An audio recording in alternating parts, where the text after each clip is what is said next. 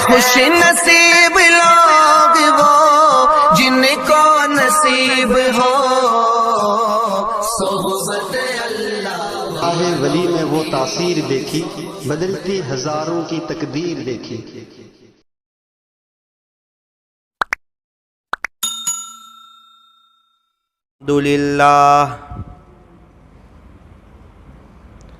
الحمد للہ رب العالمین حمدا کثیرا طیبا مبارکا فیہ کما یحب ویرضی۔ اشہد ان لا الہ الا اللہ وحدہ لا شریک لہ فی الخلق والامر، واشہد ان محمدا عبدہ ورسولہ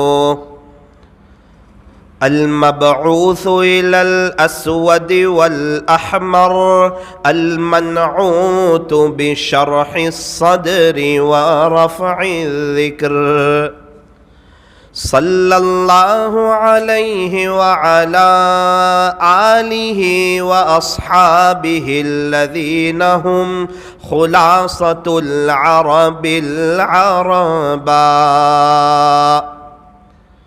وخير الخلائق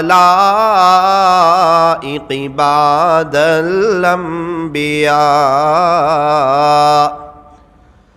أما بعد فأعوذ بالله من الشيطان الرجيم، بسم الله الرحمن الرحيم، بل تؤثرون الحياة الدنيا والآخرة خير وأبقى، صدق الله مولانا العظيم۔ وقال النبي صلى الله عليه وسلم الدعاء سلاح المؤمن، وقال عليه الصلاة والسلام الدعاء هو العبادة، وقال عليه الصلاة والسلام ليس شيء أكرم على الله من الدعاء، رواه الترمذي، وصدق رسوله النبي الكريم، ونحن على ذلك لمن الشاهدين والشاكرين، والحمد لله رب العالمین۔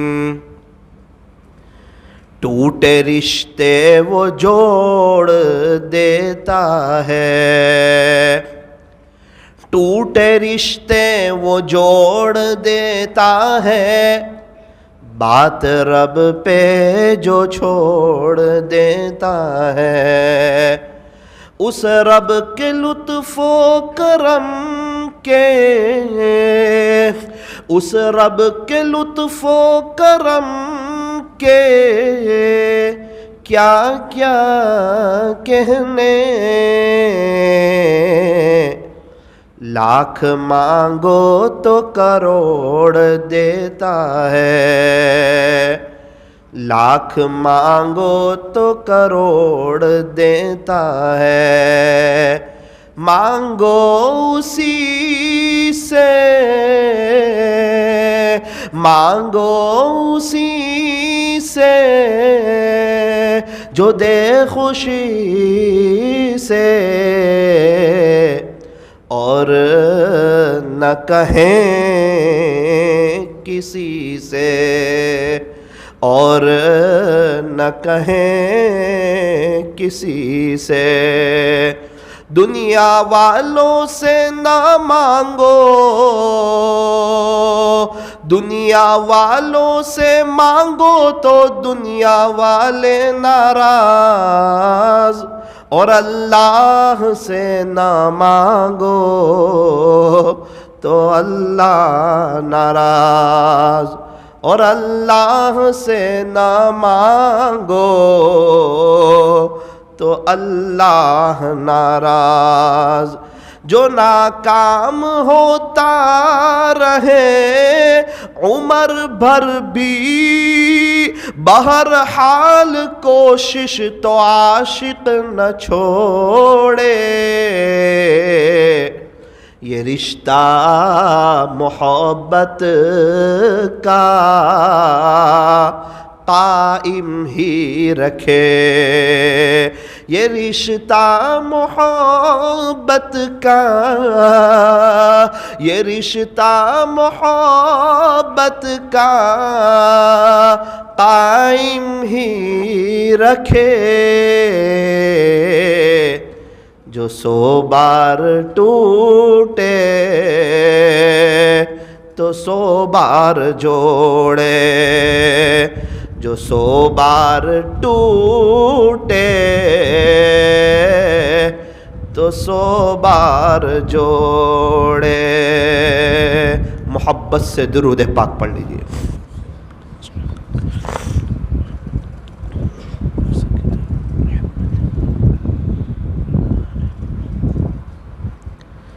بزرگان محترم اور عزیز نوجوانوں اور پردے میں بیٹھ کر سننے والی میری محترم دینی ماؤں اور بہنوں، فرمایا کہ رمضان کا جو مہینہ ہے یہ شہر الصبر ہے، صبر کا مہینہ، اور صبر کا بدلہ جنت ہے۔ یوں فرمایا کہ رمضان کا مہینہ یہ شہر المساوات ہے، غم خاری کا مہینہ، یتیموں کی، بیواؤں کی، مسکینوں کی، پریشان حالوں کی مدد کرنے کا مہینہ۔ رمضان کا مہینہ یہ دعوت کا مہینہ ہے۔ بدر کا واقعہ رمضان میں ہی پیش آیا۔ اللہ کے بچھڑے ہوئے بندوں کو اللہ سے جوڑنے کا مہینہ۔ فرمایا کہ رمضان کا جو مہینہ ہے یہ آخرت کی تیاری کی بہت بڑی سیزن ہے۔ کبھی کبھار ایسا ہوتا ہے کہ کئی سالوں میں کوئی سیزن ایسی آ جاتی ہے کہ تاجر لوگ یوں کہتے ہیں کہ یہ 3 سال میں ہم اتنا کمائیں کہ پوری زندگی اتنا نہیں کمائیں۔ آپ یقین مانو رمضان بہت بڑی آخرت کو بنانے کا مہینہ ہے، آخرت کو بٹورنے کا مہینہ ہے۔ رمضان کے مہینے میں اللہ تعالیٰ نے بڑا سیل لگا دیا ہے۔ نفل کام کرو، فرض کے برابر ثواب لے جاؤ۔ اللہ اکبر۔ ہمیں شاید اس کا اندازہ نہیں، فرض کا ثواب بہت زیادہ ہوتا ہے۔ اللہ کے حکم کو جب کوئی بندہ پورا کرتا ہے نا، وہ اللہ کا پیارا ہوتا ہے، اللہ کا دلارا ہوتا ہے، اللہ کا محبوب ہوتا ہے۔ تو یوں فرمایا کہ رمضان میں کوئی نفل کام کرو، ثواب فرض کے برابر، اور اگر کوئی ایک فرض ادا کرے تو اس کا ثواب 70 فرضوں کے برابر۔ رمضان کے مہینے میں اللہ تعالیٰ بڑے خوش، کتنے خوش؟ ایک روایت میں آتا ہے کہ رمضان کا مہینہ آتا ہے تو اللہ رحمتوں کے دروازے کھول دیتے ہیں۔ ایک روایت میں کہ اللہ تعالیٰ جنت کے دروازے کھول دیتے ہیں، جہنم کے دروازے بند کر دیتے ہیں، اور شیاطین کو جکڑ لیتے ہیں۔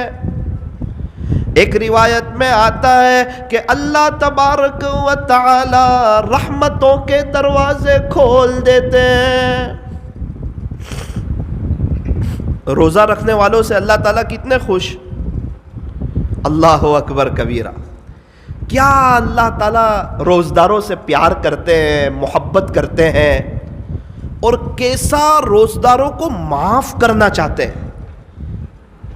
ہمیں یوں کہا کہ کچھ نہ کچھ نیکی کرتے رہو, اللہ کی رحمت تو بہانہ تلاش کرتی ہے.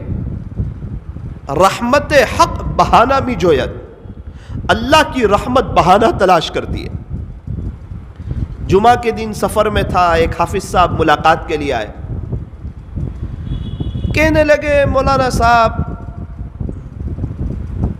21 رمضان ہے, جمعہ کو 21 رمضان تھی, اللہ کی بڑی شان ہے, میری والدہ کا انتقال بھی 21 رمضان کو ہوا. میں بڑا تعجب میں رہ گیا.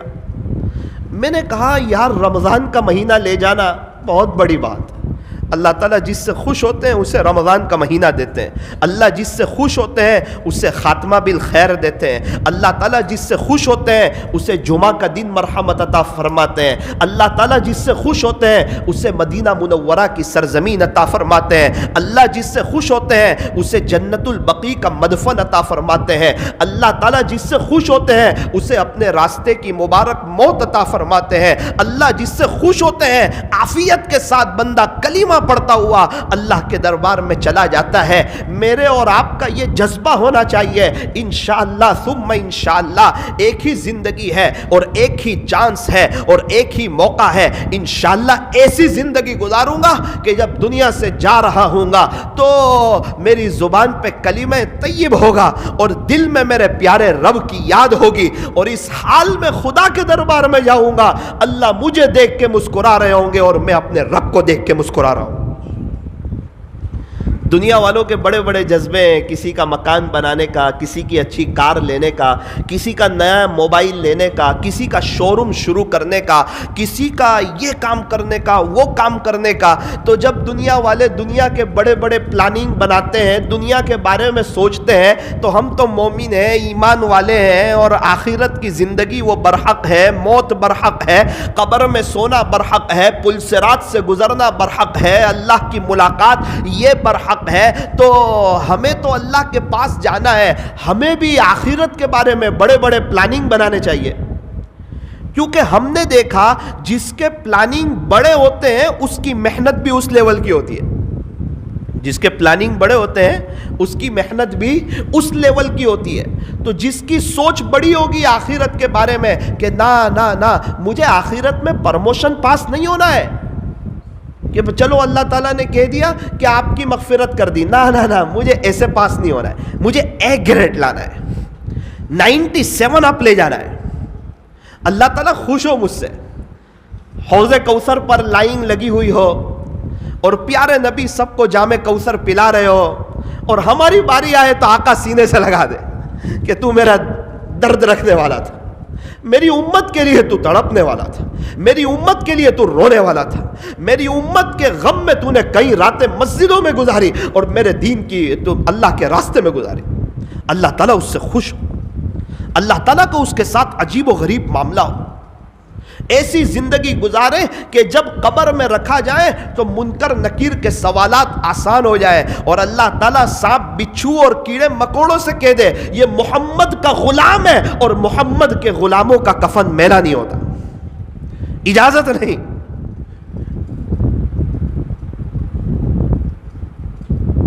کیڑے مکوڑے بچھو, تھوڑا سا سانپ بچھو آ جائے ہم برداشت نہیں کر سکتے, ایک سپکلی آ جائے ہم ڈر جاتے ہیں, ایک مکوڑا آ جائے تو ہمیں برداشت نہیں ہوتا. اللہ کریں کہ ہم تو عقل مند لوگ ہیں, سمجھدار لوگ ہیں, تاجر لوگ ہیں, تھوڑا سا اپنی قبر ویل سیٹ ہو جائے, اس کے بارے میں بھی سوچنا چاہیے. میری قبر, میری بیوی کی قبر, میرے بچوں کی قبر, میرے پوتوں کی, میرے نواسوں کی قبر, سب کی قبر میں جنت کی کھڑکی کھلنی چاہیے. ہمارے گھروں میں تو اے سی لگا ہوا ہے, ہم تو گرمی برداشت نہیں کر سکتے, کمزور لوگ ہیں, میں کی گرمی ہم سے برداشت نہیں ہوتی. حالانکہ گھر میں اے سی ہے, مسجد میں اے سی ہے, ذرا دیر کے لیے ٹریفک لگ جائے تو ہم اندر سے بے چین ہو جاتے ہیں, پسینے میں شرابور ہو جاتے ہیں. یہ تھوڑی سی گرمی اور ہلکی سی مصیبت ہم برداشت نہیں کر سکتے ہیں. تو یہ ہمارے اندر کا جذبہ ہونا چاہیے کہ باری تعالیٰ ہم قبر کے عذاب کو برداشت نہیں کر سکتے, لہٰذا ہم ایسی زندگی گزاریں گے کہ جب ہم دنیا سے جائیں تو آپ ہماری قبر میں جنت کی کھڑکی کھول دینا. اور جس کی قبر میں جنت کی کھڑکی کھلے گی نا, ایسی شاندار جنت کی خوشبودار ہوائیں آئے گی اور ایسی میٹھی نیند سوئے گا. اس عاجز کی ایک بات یاد رکھنا, اگر قبر میں جنت کی کھڑکی کھل گئی, دنیا کے سب غم انسان بھول جائے گا. ایک ہی جھٹکے میں کیا تکلیف دیکھی, کیا پریشانی دیکھی, کیا حالات آئے دنیا میں, اسے لگے گا میرے اوپر کوئی حالات آئے ہی نہیں, میں تو بہاروں میں ہوں. اور خدا نہ خواستہ اگر اللہ ناراض ہو گئے, کوئی ادا ناپسند آ گئی اور قبر کو جو جہنم کا گڑھا بنا دیا گیا, دنیا کی ساری راحتیں بھول جائے گا. کون بیوی تھی, کون بچے تھے, کیا شو روم تھا, کیا دکان تھی, کیا واہ واہ تھی, اور کیا پلاننگ تھی, اور کیا عزت تھی, اور کیا عیش اور آرام اور راحت کے نقشے تھے, سب ایک جھٹکے میں بھول جائے گا. اس لیے فرمایا کہ حقیقی زندگی تو آخرت کی زندگی ہے. یہ دنیا کی زندگی تو وقتی ہے, فانی ہے, یہ دھوکے کا گھر ہے, یہ مچھر کا پر ہے, یہ مکڑی کا جالا ہے, یہ چھوڑ دینے کی جگہ ہے. یہ دنیا دل لگانے کی جگہ نہیں. اس دنیا سے نہ نبی نے دل لگایا, نہ صحابہ نے دل لگایا, نہ تابعین نے دل لگایا, نہ تبع تابعین نے دل لگایا, نہ اللہ کے ولیوں نے, نہ اللہ کے عاشقوں نے دل لگایا. اور دنیا بنائی اللہ نے. جب سے اللہ نے دنیا بنائی آج تک اللہ نے اس دنیا کو محبت کی نظر سے نہیں دیکھا. اور یوں فرمایا کہ جو شخص اس دنیا کو محبت کی نظر سے دیکھے گا وہ خدا کی نظر رحمت سے گر جائے گا. چونکہ بنانے والے خود اللہ ہے, اور اللہ نے آج تک اس دنیا کو محبت کی نظر سے دیکھا نہیں. اور جو بندہ دنیا کو اہمیت دے گا, دنیا کو دل میں جگہ دے گا, دنیا کی عظمت کو سمجھے گا, دنیا کے خاطر اپنی آخرت کو برباد کرے گا, وہ انسان بڑا ہی بد نصیب ہوگا, آخرت میں نقصان اٹھانے والوں میں سے ہوگا. قیامت کے دن تمنا کرے گا رب ارجعون. باری تبارک و تعالی ایک موقع دے دیجئے, ایک چانس دے دیجئے, دوبارہ مجھے دنیا میں لوٹا دیجئے. اب راضی کر کے آؤں گا, اب آپ کو منا کر کے آؤں گا, اب آپ سے سنا کر کے آؤں گا, آپ کے دین کی محنت کر کے آؤں گا. اللہ کی طرف سے ارشاد ہوگا کلا, ہرگز نہیں. دوبارہ کسی کو چانس نہیں دیتے ہم, ہر ایک کے لیے ایک چانس, ایک موقع ہے. چاہے نبی ہو, ولی ہو, قطب ہو, اللہ کا فرما بردار ہو, اللہ کا نافرمان ہو, ریزلٹ کے وقت اگر کوئی افسوس کرے اس کا افسوس معتبر نہیں, اسے چاہیے کہ پرچے میں صحیح لکھے. فرمایا کہ یہ دنیا کی جو زندگی ہے یہ امتحان ہے, اور آخرت کی جو زندگی ہے وہ ریزلٹ کی جگہ ہے. فرمایا کہ یہ دنیا دارالعمل ہے, یہ دنیا عمل کی جگہ ہے, اور آخرت جو ہے وہ دار الجزا ہے, آخرت بدلے کی جگہ, آخرت ریزلٹ کی جگہ, دنیا امتحان کی جگہ اور آخرت نتیجے کی جگہ. انسان بہت تڑپے گا انتقال کے بعد. اور آپ کو ایک بات بتاؤں, جس نے آخرت کی بڑے پیمانے پہ تیاری کی ہوگی نا وہ بھی تڑپے گا وہاں. جب دیکھے گا نا کہ ایک ایک سبحان اللہ پہ کیا مل رہا ہے, اور ایک ایک الحمدللہ پہ کیا مل رہا ہے, اور اللہ کے دربار میں کس چیز پہ کیا مل رہا ہے, اتنا تڑپے گا, افسوس کرے گا, اللہ مجھے ایک موقع دے دے. اللہ کہیں گے نا نا نا, چاہے فرما بردار ہو نا فرمان ہو, وقت چلا گیا, اب موقع کسی کو نہیں ملے گا. اللہ اکبر کبیرہ. ایک بزرگ صاحب کشف بزرگ تھے, انہیں کشف بہت ہوتا تھا. ان کو کشف بڑا ہوتا تھا، کشف بہت ہوتا تھا. اللہ کی شان قبرستان گئے، عجیب منظر دیکھا کہ قبرستان میں ایک چچا بیٹھے ہوئے ہیں اور وہ اللہ کا قرآن پڑھ رہے ہیں. قبرستان میں ایک چچا ہے، قبر کے اندر اللہ کا قرآن پڑھ رہے ہیں. انہوں نے کشف کی حالت میں دیکھا، بڑا تعجب ہوا کہ یار یہ قبر میں اور اللہ کا قرآن پڑھ رہے ہیں، تو ان کو تو کتنی بڑی آخرت کی تیاری ہوگی. نہ بیوی بچے ہیں، نہ کام کاج ہے، نہ کوئی بیماری ہے، نہ کوئی ٹینشن ہے، نہ کھانا پینا، فارغ ہونا، کوئی مسئلہ تو ہے نہیں. یہ تو پورا دن قرآن پڑھتے رہتے ہیں، ان کی تو بڑی تیاری ہو جائے گی آخرت کی. کہا چچا کیا بات ہے، قرآن بہت پڑھتے ہو؟ تو انہوں نے فرمایا کہ بھائی میں دنیا میں قرآن پڑھتا تھا، قرآن کا شوقین تھا، عاشق قرآن تھا. اللہ تعالیٰ سے درخواست کی، میرے رب نے میری درخواست منظور کر لی، الحمدللہ قبر میں بھی قرآن پڑھ رہا ہوں. اچھا کتنے قرآن پڑھ لیے؟ کہا 60,000 قرآن پڑھ لیے، 60,000 مرتبہ قرآن پڑھ لیے. جب انہوں نے یہ سنا کہ 60,000 قرآن پڑھ لیے تو انہوں نے کہا سبحان اللہ.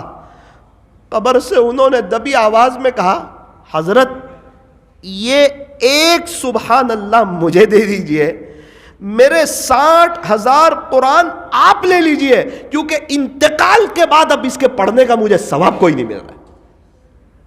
آپ کا ایک ایک سبحان اللہ قیمتی ہے، ایک ایک الحمدللہ قیمتی ہے، ایک ایک اللہ اکبر قیمتی ہے. حضرت یقین مانے یہ جو میں قرآن پڑھ رہا ہوں، قرآن تو پڑھ رہا ہوں لیکن اس کا ثواب مجھے کوئی نہیں مل رہا ہے. کیا بات ہے کہ وقت ختم ہو گیا. دنیا عمل کی جگہ ہے، قبر عمل کی جگہ نہیں. قبر آخرت یہ تو سب بدلے کی جگہ ہے.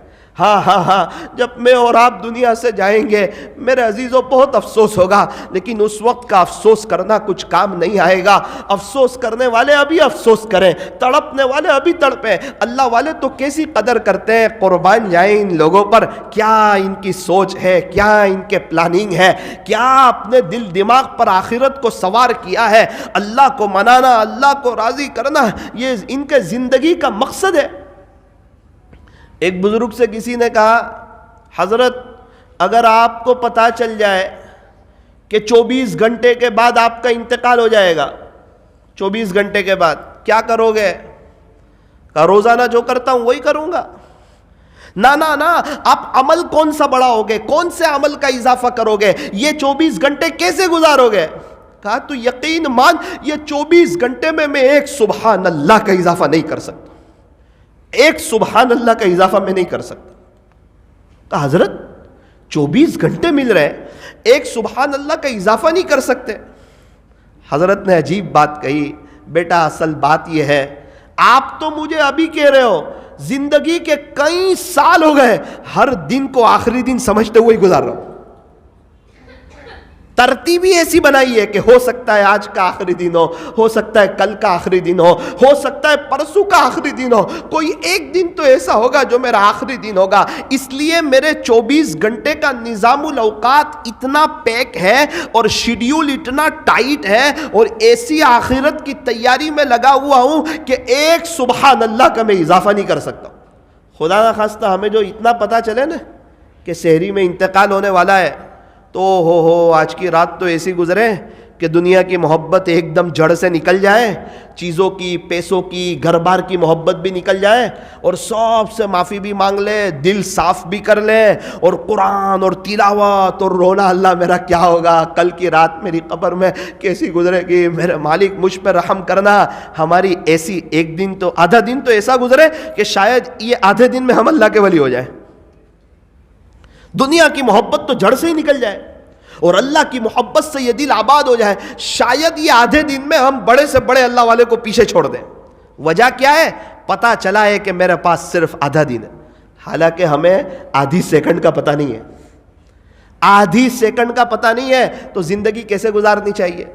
کتنے جوان لوگ ہیں اللہ کو پیارے ہو گئے. تو میں نے حافظ صاحب سے کہا کہ آپ کی امی کو جو 21 رمضان ملی ہے کیا بات ہے، کیا وجہ ہے، ان کا خاص عمل کیا تھا؟ کہا مولانا میری ماں بڑی رحم دل تھی، نرم دل تھی. کیا مطلب؟ کہا گرمی کے دنوں میں دیکھتا تھا کہ کوئی بھی سبزی بیچنے والی، فروٹ بیچنے والی یا کوئی مانگنے والی آتی تھی نا، تو میری ماں میری اہلیہ سے کہتی تھی کہ بیچاری گرمی میں کمانے کے لیے نکلی ہے، اللہ کا شکر ہے اللہ تعالیٰ نے ہمیں نوازا ہوا ہے، کم سے کم اس کو کوئی شربت بنا کے تو پلا دے، یہ بیچاری کو گرمی میں پوچھے گا کون؟ تو کوئی بھی مستورات یہاں سے گزرتی، میری ماں اسے اکرام سے گھر میں بلاتی اور اس کو شربت پلاتی، اور وہ میری ماں کو دعا دے کے چلی جاتی۔ کیا پتا تھا دعا ایسی لگے گی کہ اللہ میری ماں کو 21ویں رات دے گی۔ نیکی کوئی چھوٹی نہیں ہوتی اور گناہ بھی کوئی چھوٹا نہیں ہوتا۔ انسان کو چاہیے چھوٹے گناہ سے بھی بچے، بڑے گناہ سے بھی بچے۔ انسان سانپ کے بچے سے بھی بچتا ہے، سانپ سے بھی بچتا ہے، چنگاری سے بھی بچتا ہے، آگ سے بھی بچتا ہے۔ اس لیے فرمایا یہ نہ دیکھو گناہ چھوٹا ہے یا بڑا، بلکہ یہ دیکھو کہ کون ناراض ہو رہا ہے۔ گناہ کرنے سے انسان اللہ کی نظر رحمت سے گر جاتا ہے، اور جو بندہ اللہ کی نظر رحمت سے گرتا ہے پھر وہ کہیں کا نہیں رہتا، دنیا میں مارا مارا پھرتا ہے، پریشان ہو جاتا ہے، اس کی زندگی بڑی بے چینی والی ہو جاتی ہے، اور اللہ تبارک و تعالی اسے دنیا کے حوالے کر دیتے ہیں۔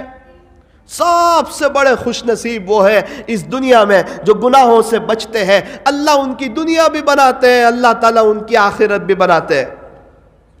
آپ اندازہ لگائیں، چھوٹی سی خدمت کی، اللہ نے 21ویں رات دے دی۔ اللہ اکبر۔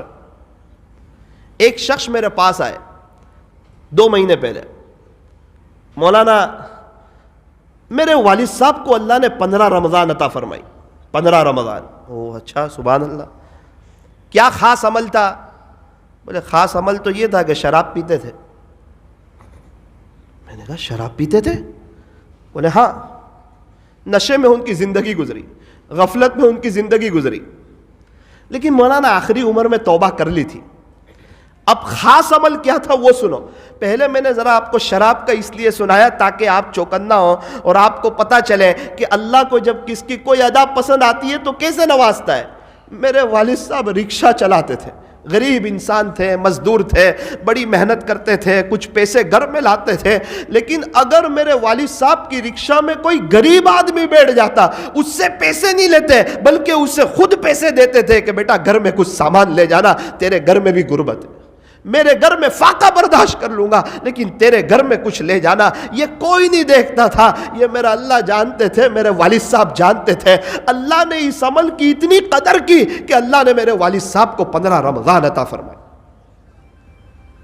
6 سے 7 لوگوں سے ایسی ملاقات ہوئی جن کو اللہ تعالیٰ نے رمضان کا مہینہ عطا فرمایا۔ میں نے ان سے ملاقات کی اور ان سے پوچھا کہ آپ کے گھر والوں کا کون سا عمل تھا؟ سب کے دل میں ایک بات تھی اور سب کی زبان پہ ایک بات تھی، مولانا صاحب دنیا والے کہتے تھے چالاک بن کے رہو، لوگ تمہیں بیچ دیں گے اور بغیر چالاکی کے یہ دنیا میں تم رہ نہیں سکتے، لیکن ہمارے گھر والوں نے یہ طے کیا تھا کہ ہم بھولے بن کے رہیں گے، کبھی کبھار بن بھی جائیں گے، امید ہے قیامت کے دن خدا ہم سے بھول پن والا معاملہ کر لے گا۔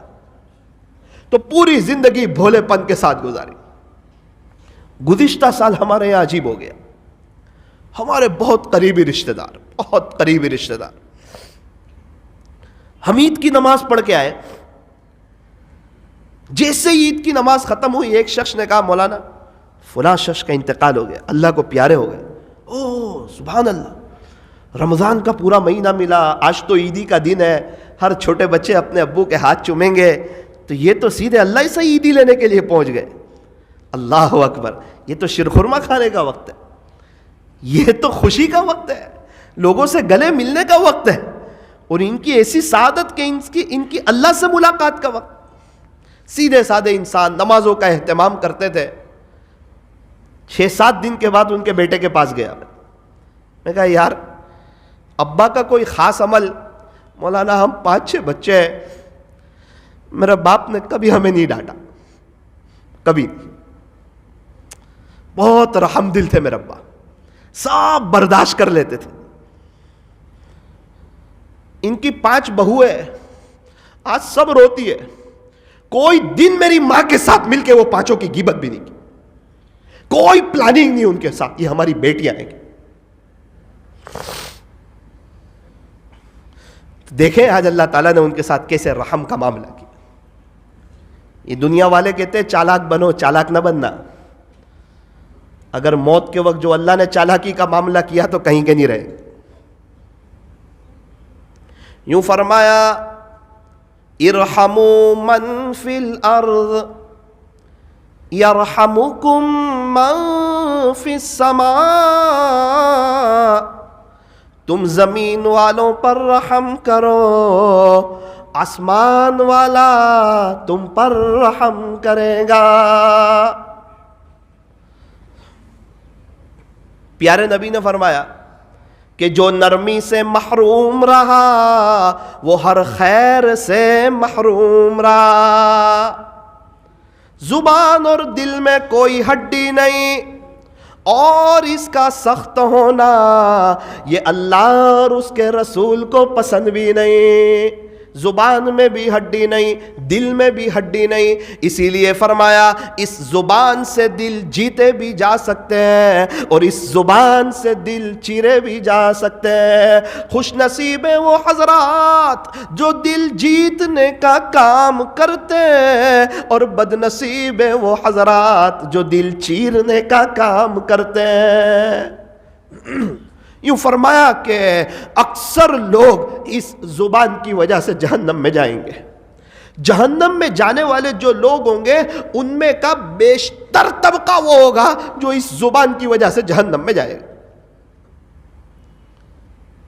مولانا صاحب کا فون آیا 2 ہفتے پہلے. مولانا میرے دادی 5-6 لوگوں کو خواب میں آ گئے. کیا خواب میں آئے؟ بہت سخت تڑپ رہے، ان کو عذاب قبر ہو رہا ہے، بس خواب میں یہ بتایا جا رہا ہے.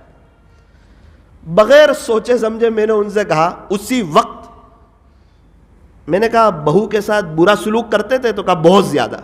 میں نے کہا سب سے معافی مانگوا لو.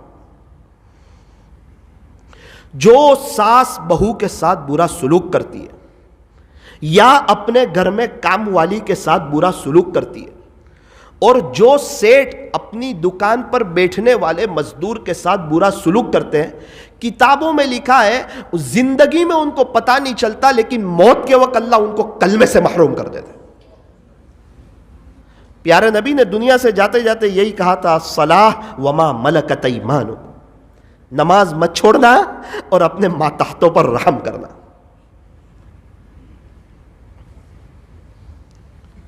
سورت میں ایک مستورات میرے پاس آئی. میں جا رہا تھا راستے سے، مجھے بتایا کہ مولانا میری زندگی بڑی تنگی کا شکار ہے، بڑی تنگی کا شکار ہے. کیا ہو گیا؟ میری ساس مجھ پہ بڑا ظلم کرتی، میری ساس مجھ پہ بڑا ظلم کرتی. اچھا، مجھے میری ماں کے یہاں نہیں جانے دیتی، میری بھائی بہنوں کی شادی میں جانے نہیں دیا. یہ سب تو ہو گیا. میں نے بھی تھوڑی بہت سمجھانے کی کوشش کی. میں جانتا تھا ان کی ساس کو. اللہ کی بندی ایک بات سمجھنے کو تیار نہیں. اس کا انتقال ہوا 12 دن کے بعد میں نے خواب میں دیکھا. وہ میرے خواب میں آئی تو اس کی چمڑی یہاں سے اتاری جا رہی تھی ایک کمرے میں. تو خواب میں ہی میں گھبرایا. اس زور سے جیسے چپیے لگا کر کوئی کھینچ رہا ہو تو کوئی آدمی چمڑی کھینچ رہا ہے. تو میرے دل میں خواب میں یہ سوال آیا کہ ان کے ساتھ یہ معاملہ کیوں کیا جا رہا ہے. اتنے میں باہر سے کسی نے کہا کہ یہ اپنی بہوؤں کے ساتھ برا سلوک کرتی تھی اس لیے ان کے ساتھ یہ معاملہ ہو رہا ہے. اور یہ صرف ان کے ساتھ نہیں ہوگا. جو مرد اپنی بیوی کا ساتھ دے گا بہو کی غیبت کرنے میں، وہ بھی بالکل اسی طرح اس کے ساتھ ہوگا.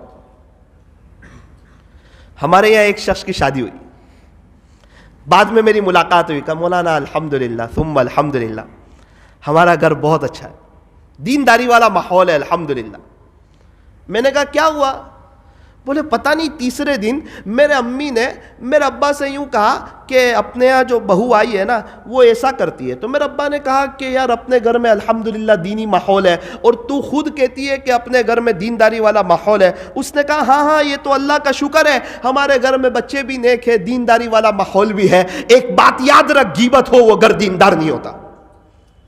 غیبت والا گھر دیندار ہوتا ہے؟ نہ چاہے پوری زندگی اللہ کے دین کی خاطر لگا دے. کہا کہ آج کے بعد سے یہ جو ہم بیٹی بنا کر لائے ہیں نا، اس کا کوئی تذکرہ میرے سامنے برائی سے مت کرنا. اچھی بات کرنی ہو تو کرنا، برائی سے کوئی تذکرہ نہ کرنا. کہا چوتھے دن میرے والد صاحب نے گھر میں ایسی بریک لگائی کہ اس گھر میں غیبت کا دروازہ بند ہو گیا. اب جب ہمارے امی ابا غیبت نہیں کرتے تو میری بیوی بھی میرے بارے میں میرے ساتھ ان کی غیبت نہیں کرتی. غیبت کا دروازہ ہی بند ہو گیا. آپ یقین مانیں، آج سب سے زیادہ امت پر جو حالات ہے، سب سے زیادہ وہ رات سونے سے پہلے میاں بیوی کی جو بات ہوتی ہے نا 15 منٹ، اس کی وجہ سے حالات. میں آپ کو بہت اندرونی چیز بتا رہا ہوں اور اللہ والے جس نتیجے پر پہنچے نا وہ بتا رہا ہوں. جو 15 منٹ میاں بیوی کی گزرتی ہے،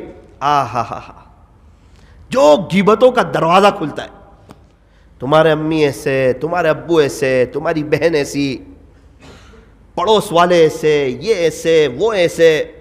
پھر صبح اٹھ کے کہتا ہے میں تو تہجد کی نماز بھی پڑھتا ہوں. او بھائی، رات میں کیا کیا تو نے؟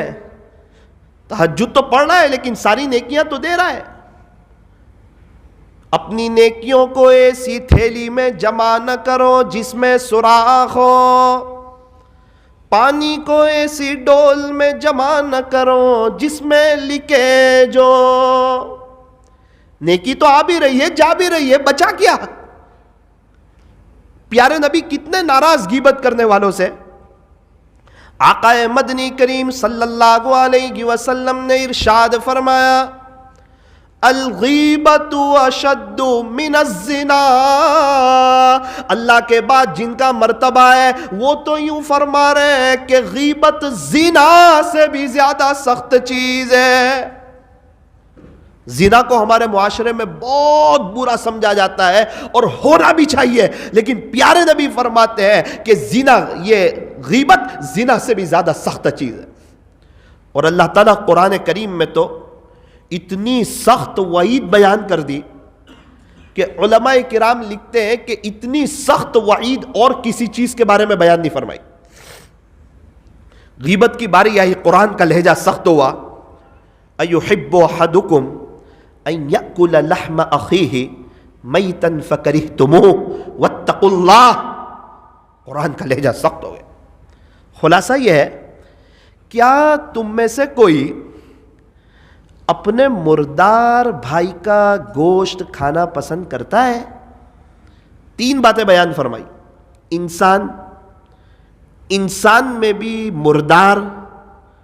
مردار میں بھی سگا بھائی. کیا تم میں سے کوئی اپنے مردار بھائی کا گوشت کھانا پسند کرتا ہے؟ تو کہا نہیں کرتا.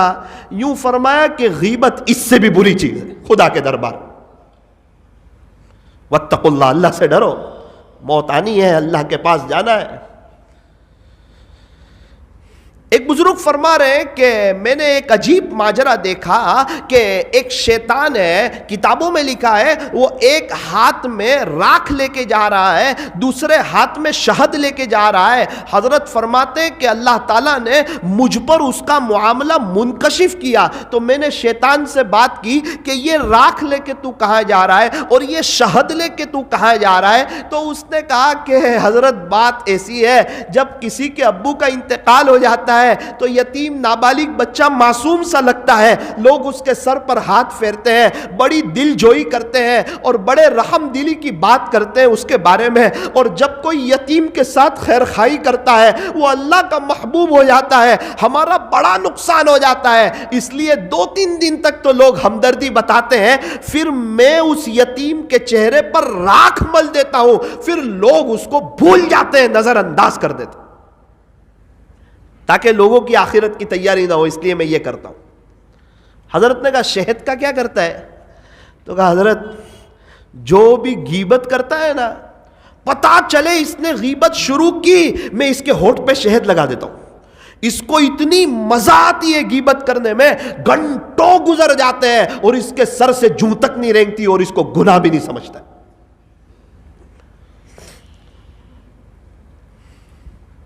ہمارے یہاں نوساری میں ایک مولانا صاحب نے حضرت مولانا طارق جمیل صاحب مد ظلہ العالی کے ساتھ 2 چلے لگائے، کینیڈا کے تھے، 2 چلے لگائے. تو میں نے ان سے پوچھا کہ آپ نے حضرت مولانا طارق جمیل صاحب کا کیا خاص عمل دیکھا؟ تو مجھے کہا کہ مولانا خاص عمل تو پتہ نہیں، ہم رات میں 4:30 بجے اٹھتے تھے اور وہ رات میں 2:30 بجے اٹھتے تھے. 4:30 بجے ہمارے اٹھنے کا وقت اور 4:30 بجے حضرت کے سونے کا وقت، پتہ نہیں 2 گھنٹے کیا کرتے تھے. میں نے کہا آپ نے عمل کیا دیکھا؟ یہ تو آپ نے دیکھا ہی نہیں کہ وہ رات میں 2:30 سے 4:30 کیا کرتے ہیں. مولانا ایک عمل بڑا زبردست دیکھا. میں نے کہا کیا دیکھا؟ مولانا 2 چلے لگے، یہ پورے 2 چلے میں نہ انہوں نے کسی کی غیبت کی اور نہ کسی کی غیبت سنی. انہوں نے، یہ بہت نرم دل ہے، بہت رحم دل ہے، لیکن اپنی لائف ایسی بنائی ہے کہ کسی کی مجال نہیں کہ کوئی تیسرے آدمی کی بات ان کے سامنے آ کے کرے. حضرت نے ہی کہا کہ میرے بیٹے کی شادی ہوئی تو میری عورت کو میں نے کہہ دیا کہ دیکھ یہ بہو ہے اور اس کے ذمے اپنی خدمت نہیں ہے، پوری زندگی بھی میری اور تیری ایک بھی چمچ نہ اٹھاوے تو یہ خدا کے دربار میں گنہگار نہیں ہے، یہ کام والی نہیں ہے، یہ آزاد عورت ہے، یہ بہو ہے. اپنے بیٹے کے ذمے اپنی خدمت ہے، بہو کے ذمے اپنی خدمت نہیں ہے. تو زندگی بھر اس سے پانی بھی نہ مانگنا، ہاں یہ پلا دیتی ہے تو اس کا احسان ہے، اور نہ پلاتی تو قیامت کے دن اس کی پوچھ کوئی نہیں. تو اس کا کیا مطلب؟ بہو سسرے کی خدمت نہ کرے خسر کی؟ نہ کرے، وہ کرے گی، کل اٹھ کے وہ ساس بنے گی تو اس کی بہو بھی اس کی خدمت کرے گی، اور اگر وہ نہیں کرے گی تو پھر اس کی بہو بھی اس کی خدمت نہیں کرے گی. میں شریعت کا ایک مسئلہ سمجھانا چاہتا ہوں. ہمارے یہاں اس پر جو ظلم ڈھاتے ہیں اور اپنی آخرت برباد کرتے ہیں، اس لیے میں سمجھانا چاہتا ہوں. حضرت فرماتے ہیں جس کا خلاصہ کہ اتنی محبت ہو گئی کہ ہماری بیٹی سے بڑھ کے وہ رہنے لگی ہمارے گھر میں. اس کو کہتے ہیں کہ گھر میں اللہ کا دین موجود ہے. میں گھر کے وڈیلوں سے، گھر کے بڑوں سے، گھر کے ذمہ داروں سے بہت ذمہ داری کے ساتھ یہ بات کہنا چاہتا ہوں. مجھے یقین ہے کہ تھوڑی سی محنت لگے گی، ایک عجیب و غریب دل پر بوجھ پڑے گا، تھوڑا سا وقت لگے گا. ماحول ایسا بناؤ کہ تیسرے آدمی کی کوئی ہمارے پاس آ کے بات نہ کرے، کسی کی جرت نہ ہو. آپ درود شریف 2000 پڑھتے ہو، 100 مرتبہ کر دو. سبحان اللہ 100 مرتبہ کر دو. الحمدللہ 100 مرتبہ کر دو. آپ تہجد نہ پڑھ سکتے ہو، کوئی بات نہیں، قیامت کے دن آپ کی پوچھ نہیں ہوگی. نفل کام نہ کر سکتے ہو، آپ کی پوچھ نہیں ہوگی. لیکن غیبت کی ہوگی نا، اس کی سزا بہت خطرناک ہے جس کو الفاظ میں بیان نہیں کیا جا سکتا. یوں فرمایا کہ غیبت کا حال رومین کی طرح ہے، جتنا غیبت کے کرنے والے کو گناہ اتنا ہی غیبت کے سننے والے کو گناہ. جتنا کرنے والا غیبت کا گنہگار، اتنا ہی غیبت کا سننے والا بھی گنہگار. مدینہ منورہ میں ہماری پڑھائی چل رہی تھی، ہمارے استاذ کے پاس ایک بڑے لحیم شحیم آدمی آئے. آپ کہیں گے مولانا یہ کیا باتیں کر رہے ہیں، یہ خانقاہی مجلس ہے. اور خانقاہی مجلس کس کو کہتے ہیں؟ جس میں لچھے دار بیان نہ ہو، اصلاحی باتیں ہوں کہ ہمیں کرنا کیا ہے، اللہ کے قریب کیسے آنا ہے، گناہوں سے بچنا کیا ہے، وہ کون سی چیز ہے جس سے ہماری گاڑی میں پنچر پڑا ہوا ہے. مرسیڈیز ہو اور ہوا نہ ہو، کروڑ روپے کی مرسیڈیز ہے، 10 روپے کی ہوا نہیں ہے، فرمایا اس کی کار چلے گی نہیں. چاہے جتنی مہنگی کار ہو، ہوا کی بڑی اہمیت ہے.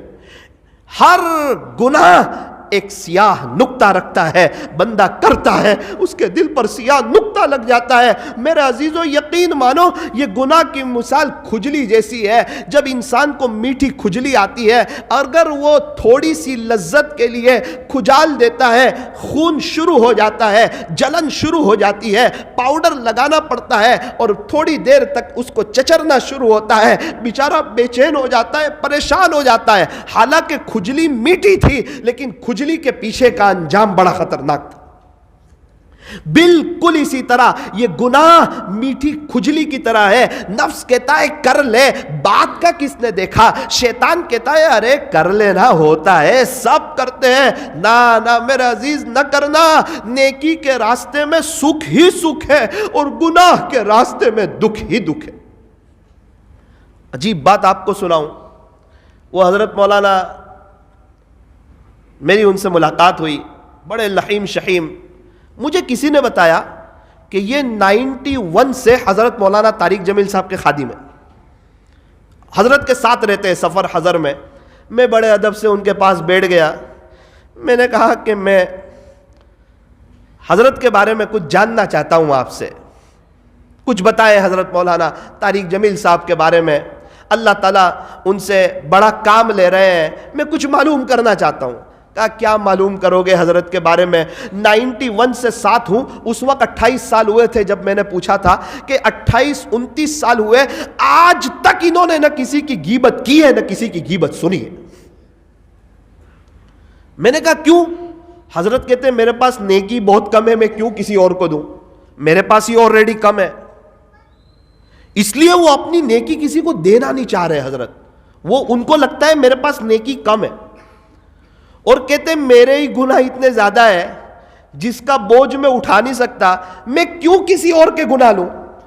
تو یہ تھوڑے سے احتیاط کرتے ہیں ہم لوگ، پیسے سنبھالتے ہیں، سونے چاندی کو سنبھالتے ہیں، یہ اپنی نیکیوں کو سنبھالتے ہیں. اور یہ کہتے ہیں میرا ڈیٹ اسٹاک ہی بہت زیادہ ہے گناہوں کا، میں لوگوں کے گناہ لے کے کیا کروں گا. ہم سمجھتے ہیں اس کی غیبت کریں، یہ بات کریں، وہ بات کریں. یاد رکھنا اس کی غیبت کرنے سے وہ تو حسن بصری بنے گا نہیں، لیکن آپ یقین مانو ہمیں اللہ نہیں ملے گا. اس کی اصلاح نہیں ہوگی غیبت کرنے سے. آج تک کئی ساس سسرے مل کے بہو بیٹے کی غیبت کرتے رہے، ایک کے بھی گھر میں اصلاح نہیں ہوئی ہے، بلکہ سب پورا گھر پریشان ہو گیا ہے. دونوں بیڈ روم پر اللہ کی ناراضگی کے اثرات ہوتے ہیں رات کو، اکثر ساس سسرے کے روم پر بھی اور بہو بیٹے کے روم پر بھی. یہ اس کی غیبت میں، یہ اس کی غیبت میں.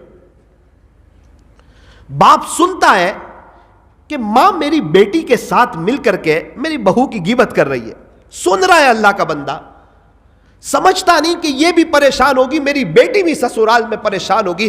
غیبت کرنے سے معاملہ مشکل ہوتا ہے، لیکن وہ روکنے کے لیے تیار نہیں. اور اس معاملے میں مستورات کو سلام عرض کرتا ہوں، کیا کہنے ان کے اندر بڑی ہمت ہے، بڑی جرت ہے. ہم ان سے اپنے ماں باپ کی غیبت سن لیتے ہیں، پوری زندگی گزر جاتی ہے، یہ ہم سے اپنے ماں باپ کے بارے میں کبھی نہیں سنتی.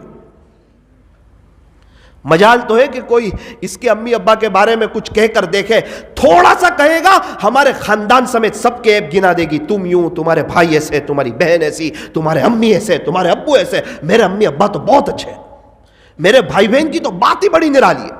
پہلے ہی دن سے اس نے بڑی سمجھداری کا معاملہ کیا، اللہ اس کو جزائے خیر دے. اس نے اپنے گھر والوں کے بارے میں سنا ہی نہیں. اور ہم ایسے سمجھدار ہو گئے، پتہ نہیں سمجھدار کہیں گے کیا کہیں گے کہ چل تو سنا دے جس کے بارے میں غیبت کرنی ہو، آخرت برباد کر دوں گا لیکن تجھے ناراض نہیں کروں گا. میرے عزیزو یہاں پنچر پڑا ہوا ہے. حضرت تو بہت تڑپتے، غیبت کی بات آتی ہے کہتے ہیں ہماری کون سی مجلس ہے جو غیبت سے خالی ہے، وہ کون سی فون پہ بات ہے جو غیبت سے خالی ہے. کیا خاص، کیا عام، کیا دیندار، کیا بے دین، اس میں تو سارے ہی جڑے ہوئے ہیں اور سارے ہی اللہ کی نظر رحمت سے گر رہے ہیں. حضرت مولانا طارق جمیل صاحب دامت برکاتہم کو اٹیک آیا تھا. اس کے بعد کا حضرت کا ایک بیان آیا، میں نے سنا، عجیب باتیں کر رہے ہیں وہ اللہ سے. اٹیک دیکھا تھا نا، اس کی تکلیف بہت قریب سے دیکھی تو برداشت نہیں. کہتے میں نے موت کو بہت قریب سے دیکھا اور پھر اس کے بعد اللہ سے مناجات کی کہ اللہ تو جانتا ہے میں نے پوری زندگی کسی کی غیبت نہیں کی. اللہ، یہ خود اللہ سے کہہ رہے کہ اللہ تو جانتا ہے، تو اس بات کا گواہ ہے کہ میں نے پوری زندگی کسی کی نہ غیبت کی ہے نہ غیبت سنی ہے، اور میں نے تیری مخلوق کو کوئی تکلیف نہیں پہنچائی. اے اللہ میں تیری مخلوق کا گنہگار نہیں ہوں، تیرا 100% گنہگار، اس کا مجھے اقرار ہے، مجھے معاف کر دو. یہ سن کر میں تو ہل گیا، کیسی زندگی گزاری ہوگی. ایسے ہی اللہ تعالیٰ کسی سے اتنا بڑا کام لے لیتا ہے. میرے عزیزوں میں یہ کہنا چاہتا ہوں کہ ہم اللہ کے راستے میں وقت بھی لگائیں، ہم اللہ والوں سے جڑے بھی رہیں، ہم رمضان کو وصول بھی کریں، ہم قرآن شریف کی تلاوت بھی کریں، لیکن اتنا کر دیں کہ ہم غیبت کا دروازہ بند کر دیں اور ہم گناہ کا دروازہ بند کر دیں. آج کی مجلس میں اس بات کو طے کریں کہ انشاءاللہ جو مرضی ہو جائے غیبت نہیں کریں گے، انشاءاللہ غیبت نہیں. گھر کا ایسا ماحول بنانا پڑے گا. ایک بیوی نے غیبت کری اور پہلے ہی دن ڈانٹ دیا, لڑائی شروع. ایسا نہیں ہوتا. غیبت کری تو ایک مولانا کا بیان ہوا, آج میرے دل پہ بہت بات لگی. اپنے تو یار ابھی تک پریشان ہے, جو لائف ہمیں چاہیے نا انجوائمنٹ والی, وہ نہیں مل رہی ہے, مزہ نہیں آ رہی ہے. مولانا نے کہا کہ یہ غیبت کی نحوست ہے. آج ہم یہ طے کرتے ہیں کہ انشاءاللہ غیبت نہیں کریں گے. انشاءاللہ تو الحمدللہ کرتی نہیں غیبت, غیبت تو زیادہ میں ہی کرتا ہوں, میں بھی نیت کرتا ہوں, تو بھی نیت کر. آج کے بعد سے ہم تیسرے آدمی کی کوئی بات نہیں کریں گے. تیسرے آدمی کی بات کرنے سے اس کی اصلاح تو ہوگی نہیں, لیکن ہماری آخرت بھی برباد ہوگی. جو ہمارے ساتھ برائی کا معاملہ کرے اس کے ساتھ اچھائی کا معاملہ کرو, جو ہمارے ساتھ توڑے اس کے ساتھ جوڑو. لوگ کہتے ہیں مولانا میں غیبت نہیں کرتا ہوں, اس کے اندر جو بات ہے نا میں وہی کہتا ہوں, سچ سچ کہتا ہوں. میرا عزیز وہی غیبت ہے. اگر وہ بات اس کے اندر نہ ہو پھر تو یہ بہتان ہے. اس سے بھی بڑا گناہ ہے, غیبت سے بھی بڑا گناہ. اس کے اندر وہ بات ہے, اسی کو تو غیبت کہہ رہے ہیں, اس کو بیان کرنا. اللہ نے تو کہا کہ تو لوگوں کے عیبوں کو چھپا, قیامت کے دن میں تیرے عیب کو چھپاؤں. بندہ بھول جاتا ہے کیا کسی کے عیب دیکھے. اور بات بھی ایسی ہے, انسان کو اپنا تھوکا ہوا اتنا برا نہیں لگتا جتنا دوسروں کا تھوکا ہوا برا لگتا ہے. انسان کو دوسروں کی غلطیاں بڑی لگ جاتی ہے, اپنی غلطیوں کو معمولی سمجھتا ہے. اللہ تعالیٰ ہمیں صحیح سمجھ عطا فرمائے, اور اللہ کرے ہم غیبت کو ایک گناہ تو سمجھے کہ یہ بہت بڑا گناہ ہے, بہت سنگین گناہ ہے. آپ یقین مانو پوری زندگی آپ سنتوں کے مطابق گزار دو, میں بڑی بات کہہ رہا ہوں, سنتوں کے مطابق گزار دو, اور غیبت کا دروازہ کھلا رکھو, یقین مانو اللہ نہیں ملے گا. پوری زندگی آپ اللہ کے راستے میں لگا دو, غیبت کا دروازہ کھلا رکھو, یقین مانو اللہ نہیں ملے گا. آپ کو 10 بزرگ خلافت دے دے اور پوری دنیا میں آپ کے مریدین ہو جائے, اور آپ کے بیانات کی برکت سے کروڑوں لوگ اللہ کے ولی بن جائیں, وہ اللہ والے ہوں گے, لیکن یہ شیخ غیبت کرتا ہوگا تو یہ شیخ کو اللہ نہیں ملے. حضرت مولانا ابرار الحق صاحب ہردوئی رحمت اللہ علیہ فرماتے, شیخ کی مجلس میں غیبت ہو تو کھڑے ہو جاؤ. شیخ کی مجلس میں بڑی اہمیت ہے شیخ کی ہمارے یہاں, کہ شیخ کی مجلس میں غیبت ہو رہی ہے فوراً کھڑے ہو جاؤ. شیخ کی مجلس میں چائے کا کپ آئے, اس میں مکھی گر جائے, کیا پی لو گے یا مکھی نکالو گے؟ کہ مکھی نکالیں گے. شیخ کے پاس گئے اللہ کو لینے کے لیے, نہ کہ زنا سے زیادہ سخت گناہ کرنے کے لیے. تو جب وہاں غیبت برداشت نہیں تو ہماری نارمل زندگی میں کہاں کی غیبت برداشت ہوگی؟ آج تک غیبت کر کے کچھ ملا نہیں, دنیا بھی برباد, آخرت بھی برباد. اسی لیے ہم جو چاہتے ہیں نا, اندر سے ہمیں وہ سکون نہیں مل رہا, وہ اللہ کی محبت کا جو مزہ آنا چاہیے وہ نہیں مل رہا. اصل اس کی بنیادی وجہ ہمارا مذاق میں جھوٹ بولنا اور غیبت کا دروازہ کھلا رکھنا. اللہ کی ذات سے مجھے قوی امید ہے کہ انشاءاللہ اس پر ہم ایک نظر ثانی کریں گے اور پورے دل سے اس پر محنت کریں گے کہ انشاءاللہ مر جائیں گے غیبت نہیں کریں گے انشاءاللہ. اللہ تبارک و تعالی غیبت سے ہماری جان چھڑائے. تھوڑی دیر کے لیے لائٹوں کو بند کر دیجئے اندر باہر کی.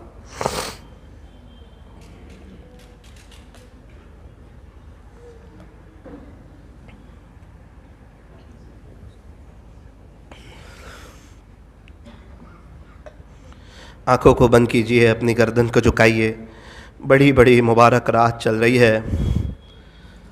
آپ کہیں گے بچنا تو غیبت سے ہے, پھر آپ ذکر کیوں کروا رہے ہو؟ حدیث شریف میں ہے ذکر اللہ شفاء القلوب, اللہ کا ذکر دلوں کے لیے شفا ہے. جب بندہ ذکر کرتا ہے نا, اس کے دل میں ایسی نورانیت آتی ہے, آہستہ آہستہ وہ گناہوں سے بچ جاتا ہے. اس لیے پورے دل سے, دل کی حاضری سے بڑی بڑی مبارک راتیں ہیں. آخری عشرہ چل رہا ہے, رمضان کا مبارک مہینہ ہے, تھوڑا دل کی حاضری سے اللہ کو یاد کر لیجئے. لا الہ الا اللہ کوئی معمولی کلمہ نہیں, بہت وزنی کلمہ ہے. ساتوں زمین اور آسمان کو ایک پلڑے میں رکھ دیا جائے, اس کلمے کو ایک پلڑے میں رکھ دیا جائے, ایک کلمے والا پلڑا جھک جائے گا. یہی وہ کلمہ ہے جو انشاءاللہ ہمیں جہنم سے بچائے گا, ہمیں جنت میں لے جائے گا. اسی کلمے کی بنیاد پر ہماری اللہ سے ملاقات ہوگی. پڑھتے پڑھتے دل سے اللہ سے چپ کے یہ کہہ دینا, اے اللہ ابھی تو پڑھ رہا ہوں, موت کے وقت بھی یاد دلا دینا, پڑھوا دینا, موت کے وقت بھی یاد دلا دینا, پڑھوا دینا. میں ایک بزرگ کے ساتھ 5 سال رہا, وہ لا الہ الا اللہ بہت پڑھتے تھے. انتقال ہوا ان کا, ان کے بیٹے نے کہا مولانا کوئی 2 مرتبہ کلمہ پڑھتا ہے, کوئی 3 مرتبہ کلمہ پڑھتا ہے, میرا باپ 100 مرتبہ سے زیادہ کلمہ پڑھ کے دنیا سے گیا ہے. اور میں اس کا گواہ ہوں، دنیا میں کلمہ بہت پڑھتے تھے۔ ہر آدمی اپنے اپنے اعتبار سے اللہ کا ذکر کریں۔ اگر ذکر کرتے کرتے رونا آ جائے تو زہ نصیب۔ کچھ آنکھیں ایسی ہے جس پر جہنم کی آنکھ حرام ہے، اس میں سے ایک وہ آنکھ جو اللہ کے خوف سے روئے۔ ویسے بھی ہم نے بہت عزائم کیے تھے، ارادے کیے تھے رمضان ایسا گزاریں گے، لیکن کیا پتہ تھا اتنی جلدی گزر جائے گا، پتہ ہی نہیں چلے گا۔ لا الہ الا اللہ، لا الہ الا اللہ، لا الہ الا اللہ، لا الہ الا اللہ، لا الہ الا اللہ۔ اوپر اوپر نہیں، دل کی حاضری سے پڑھو، پڑھتے رہو۔ اللہ تعالیٰ دلوں کو دیکھتے ہیں، دلوں کو۔ انہ علیم بذات الصدور، وہ سینوں کے بھیدوں کو جانتا ہے۔ لا الہ الا اللہ، لا الہ الا اللہ، لا الہ الا اللہ، لا الہ الا اللہ، لا الہ الا اللہ، لا الہ الا اللہ، محمد الرسول اللہ صلی اللہ علیہ وسلم۔ اب ہمیں لفظ اللہ کا ذکر کرنا ہے، اس تصور سے کہ جب میں میرے پیارے رب کو پکارتا ہوں، اللہ کو پکارتا ہوں۔ ایک بزرگ فرماتے ہیں لفظ اللہ ہی اسم اعظم ہے، یہ میرے رب کا نام ہے۔ آج تک کھانے پینوں کا مزہ چکھا، اللہ کرے اب ذرا اللہ کے نام کا بھی مزہ چکھیں، اس تصور سے کہ جب میں پڑھتا ہوں نا تو صرف میری زبان نہیں، میرا دل، میرے بدن کا ایک ایک حصہ، میرے بدن کا ایک ایک رواں، یہ سب اللہ اللہ کہہ رہا ہے۔ اور یہاں کی در و دیوار ہر طرف سے اللہ کی آواز آ رہی ہے، اور اللہ اللہ کا ذکر کرتے ہوئے اس منظر کو صرف یاد کرنا ہے جب مجھے اور آپ کو جنازے سے نکال کر قبر کے اندر رکھا جا رہا ہوگا۔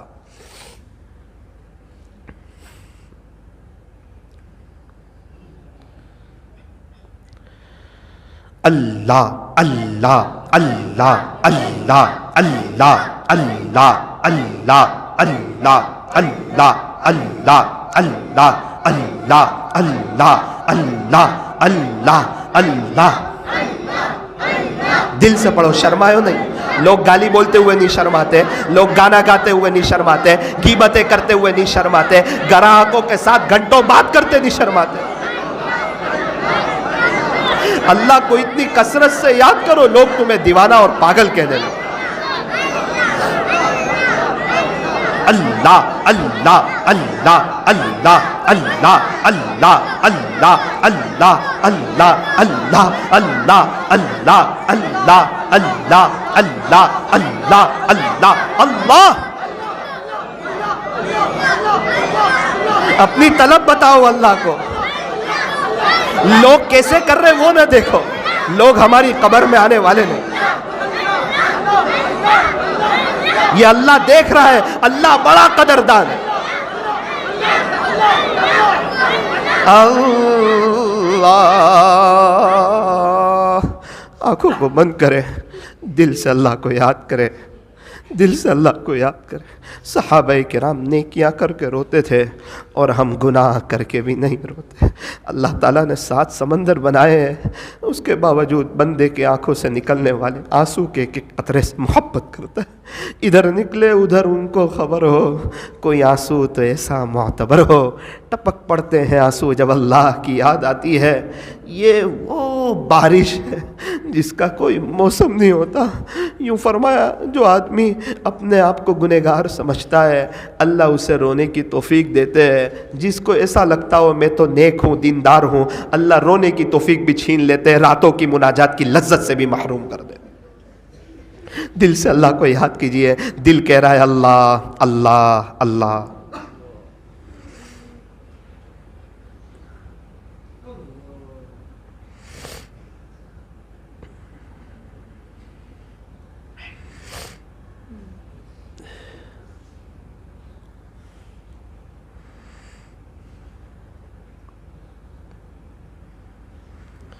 ہوا و حرص والا دل بدل دے، میرا غفلت میں ڈوبا دل بدل دے، بدل دے دل کی دنیا دل بدل دے، خدایا فضل فرما دل بدل دے، سنوں میں نام تیرا دھڑکنوں میں، مزہ جائے مولا دل بدل دے، گنہگاری میں کب تک عمر کاٹوں، گنہگاری میں کب تک عمر کاٹوں، بدل دے میرا رستہ دل بدل دے، کروں قربان اپنی ساری خوشیاں۔ میرے عزیز، اللہ کو پانے کے لیے بہت سی جائز خوشیوں پر آگ لگانی پڑتی ہے، ہم تو غیبت چھوڑنے کے لیے تیار نہیں، اللہ کہاں سے ملے؟ کوئی تو ایسا ہو اپنے دل سے پوچھے، کیا تو غیبت سے بچا ہوا ہے؟ پوچھے، اپنے بارے میں ہی پوچھے۔ بہت سی نیکیاں جمع کی تھی، سب کو دے دی، گناہ آلریڈی تھے اور اوروں کے بھی لے لیے، اللہ تو ملا نہیں، آخرت بھی برباد ہو گئی۔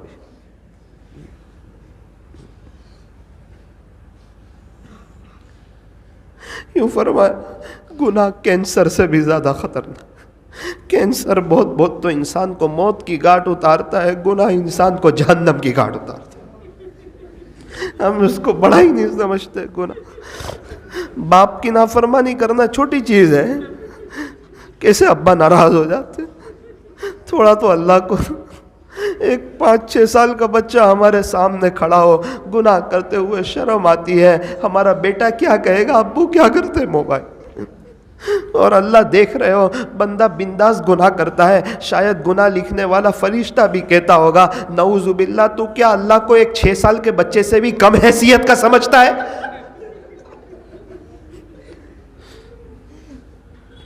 انسان گناہ کرتے وقت وہ سارے دروازے تو بند کر دیتا ہے جہاں سے مخلوق دیکھتی ہے، وہ دروازہ بند نہیں کر سکتا جہاں سے خالق دیکھتا ہے۔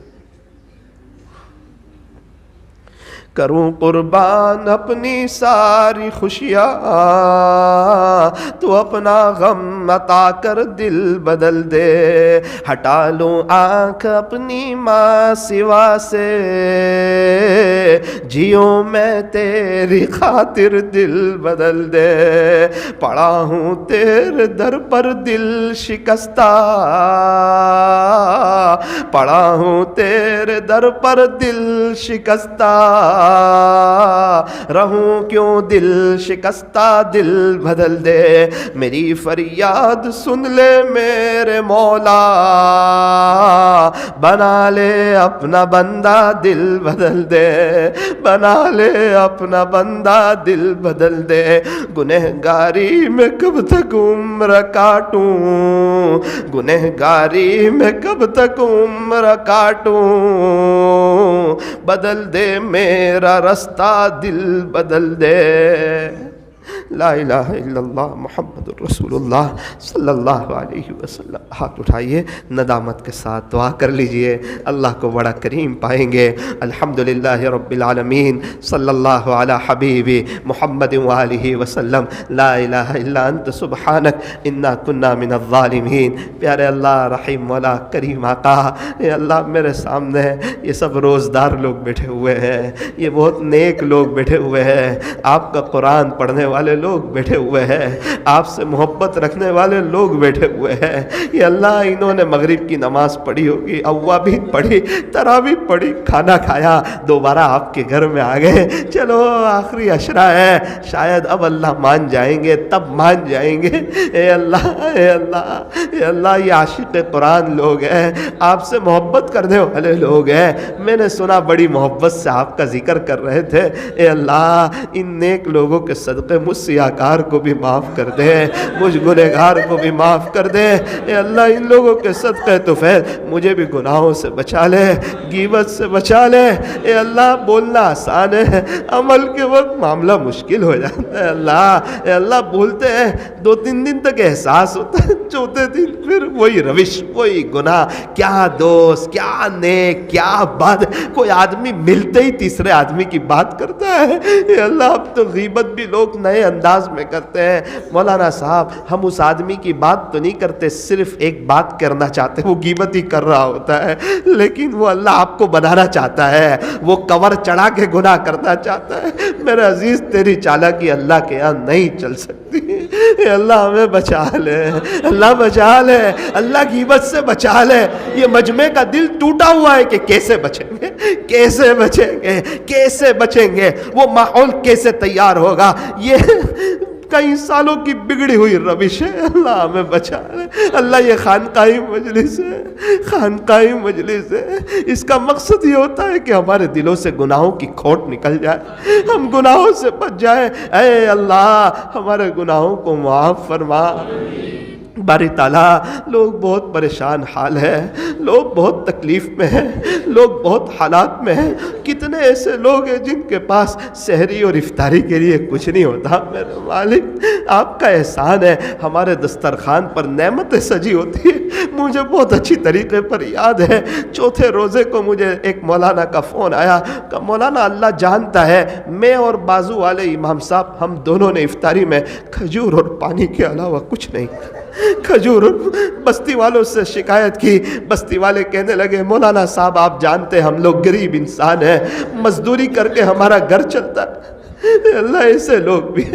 एक औरत ने मुफ्ती साहब को सवाल पूछा, मुफ्ती साहब, मैं गरीब इलाके की रहने वाली हूँ, मैं गरीब औरत हूँ, अगर मेरे यहाँ सहरी और इफ्तारी में कुछ खाने पीने को न मिले तब भी मेरा रोज़ा हो जाएगा।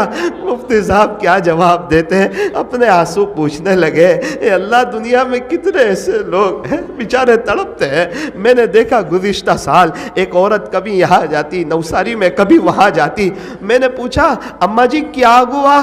कहा, बेटे, मेरी बेटियां हैं अपने घर पे, बड़ी मुश्किल से सहरी का इंतज़ाम हुआ था। मेरी बेटियों ने पूछा, अम्मा इफ्तारी में क्या है? कहा, फिक्र न कर, तेरी बूढ़ी माँ धूप में जाके तुम्हारे लिए कुछ इंतज़ाम करके आएगी। मौलाना, 3:30 बजे से चक्कर लगा रही हूँ, 5:30 बज चुके हैं। मेरी बेटियां इस इंतज़ार में, अभी अम्मा आएगी, कुछ फ्रूट लाए। बेटा, लोगों के पास जाती हूँ, हर कोई कहता है अम्मा आगे चले जाओ। और मेरे मालिक, आप है कि हमारे दस्तरखान आपने भर दिए, लेकिन हम इफ्तारी की दुआ भी भूल जाते हैं, अजान का जवाब देना भी भूल जाते हैं, रकातें भी हमारी चली जाती है। हम तो ऐसे नाशुक्र हैं। अल्लाह हमें माफ़ कर दे, अल्लाह, अल्लाह माफ़ कर दे, रब माफ़ कर दे। अल्लाह, आखिरी अशरा है, आप माफ़ नहीं करेंगे कौन माफ़ करेगा? आप माफ़ नहीं करेंगे कौन माफ़ करेगा? आप तो माफ़ी मांगने वालों को पसंद फरमाते हैं, ये आपके आशिकों का मजमा है, आपसे मोहब्बत करने वालों का मजमा है। ये अल्लाह, लोग दूर दराज से आ गए, आपको लेने के लिए आए, आपको तलाश करते करते आ गए, आपको ढूंढते ढूंढते आ गए। चलो संग्रामपुरा बड़ी मस्जिद में चले जाए, कुछ बातें सुनेंगे, शायद हमारे दिल की तार भी अल्लाह से जुड़ जाएगी। ये अल्लाह, हमारी आज की मजलिस को अपनी बारगाह में कबूल फरमा, हमारे लिए आखिरत में नजात का जरिया फरमा। रब करीम, 5-6 दिन के बाद ईद का दिन आए। बहुत से लोग ऐसे, किसी के अब्बू का, किसी की अम्मा का इंतकाल हो गया। बहुत से बच्चे ईद के दिन तैयार होते हैं, अच्छे कपड़े पहनते हैं, बेडरूम का दरवाज़ा बंद करके आईने के सामने खड़े होके बड़ी उम्र वाले रोना आ जाते हैं। माँ याद आती, माँ होती तो सर पे हाथ फेरती, हाथ चूम लेते, ईद मुबारक कर लेते। फिर वो माँ का दुनिया से जाना याद आ जाता है, वो माँ को जो कफन में लिपटे हुए सोया देखा था वो याद आ जाता है। ईद की नमाज के बाद खुशी खुशी सबसे गले मिलते हैं, कब्रस्तान चले जाते, फिर दिल रो देता है। अल्लाह, वाक़ईतन माँ बाप तो ऐसी नेमत है। एक बहुत मालदार शख्स के यहाँ मेरा जाना हुआ, बड़ा शानदार मकान, बड़े परेशान। मैंने कहा क्या हुआ? मौलाना, सब कुछ है, माँ बाप नहीं है। دل اداس سا ہے، جب تک پیسہ نہیں تھا ماں باپ تھے، پیسہ ہاتھ آیا ماں باپ ہی چلے گئے، بہت کچھ کرنا چاہتے تھے ان کے لیے، کچھ کر نہ سکے۔ اے اللہ کتنے ایسے بھی ہوں گے، کسی کے ابو کا، کسی کی امی کا، کسی کے شوہر کا، کسی کی بیوی کا، کسی کے بچوں کا، کسی کی بھائی کا، کسی کے بہن کا انتقال ہو گیا ہوگا۔ اللہ ان کی قبروں کو نور سے منور فرما، جو ایمان والے چلے گئے اللہ سب کی قبروں کو نور سے منور کر دے، ایمان والے موجود ہیں ان کو توحید پہ جما دے، شرک و بدعت سے بچا لے، پورے عالم والوں کو اور ان کی قیامت تک کی آنے والی نسلوں کو اپنے خزانے غیب سے ایمان عطا فرما۔ اے اللہ امت کو دعوت پر جما دے، دعوت کے تقاضوں پر لبیک کہنے کی توفیق عطا فرما۔ اے اللہ ہمیں اندرون کے لیے بیرون کے لیے قبول فرما، مشوروں کے لیے، ملاقاتوں کے لیے، گشتوں کے لیے، دین کی مبارک محنت کے لیے قبول فرما۔ اے اللہ ہر مہینے پابندی سے 3 دن اللہ کے راستے میں وقت لگانے کی توفیق عطا فرما۔ کہنے سننے میں کچھ کمی زیادتی غلطی ہو گئی ہو اپنے فضل سے معاف فرما۔ اس مجلس کے فیض کو تا قیامت خوب عام و تام فرما۔ اے اللہ اس مجلس کے انعقاد کے لیے جن جن حضرات نے محنتیں کی ہو ان کی محنتوں کو قبول فرما کر ان کی نسلوں میں آپ کے اولیاء پیدا فرما۔ اللہ مکہ مکرمہ میں آج 25ویں رات ہے، اتنی درخواست کرتے ہیں اب سے موت تک ہمارا ہر رمضان وہیں پر ہو، ایسے فیصلے فرما۔ صلی اللہ تعالی علی خیر خلقہ محمد وآلہ واصحابہ اجمعین برحمتک یا ارحم الراحمین۔ آئندہ کل انشاءاللہ صلی اللہ علیہ وسلم، صلی اللہ